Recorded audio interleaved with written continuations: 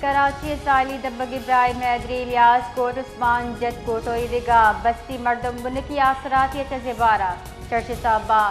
دمکی مردمہ زار شانی درشان قدر زار شانی کرو کا گشتہ صفائی ستھرائی ردی جاور حال تعلیم و صحت عدم دستیابی آپ قلت شاریہ زندہ صاحب جوڑ کو تک کراچی سالی دبگ ابراہیم حیدری الیاس کوٹ عثمان جت کوٹو عیدگاہ بستی مردم بنکی آثرات یا چزبارہ چرچ صاحبہ دمکی مردمہ زار شانی درشان قدر زار شانی کرو کا گشتہ صفائی ستھرائی ردی جاور حال تعلیم و صحت عدم دستیابی آپ قلت شاریہ زندہ صاحب جوڑ کو تک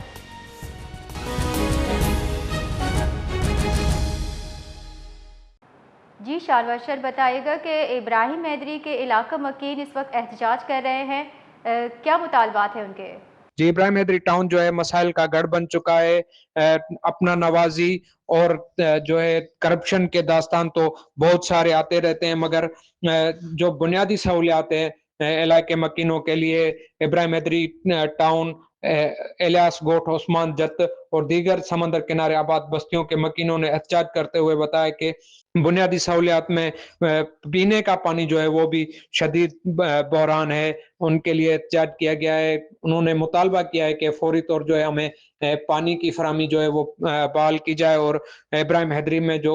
اپنا نوازی اور کرپشن کے اسکینڈل ہے ان کی بھی تحقیقات کی جائے کہ یہ کہاں کا انصاف ہے کہ اب جو اپنا نوازی اور کرپشن میں ملوث لوگ ہیں ان کے لیے بنیادی سہولیات ہیں، جو عام رواسی ہیں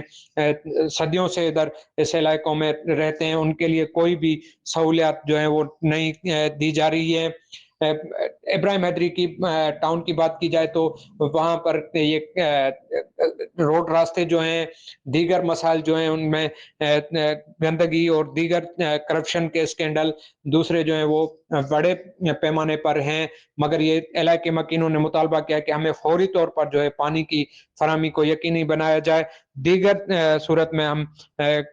جو نیشنل ہائی وے ہے یا دیگر بڑی شاہراہیں ہیں وہاں پر ہم دھرنا دے کر بیٹھ جائیں گے۔ جی بہت بہت شکریہ۔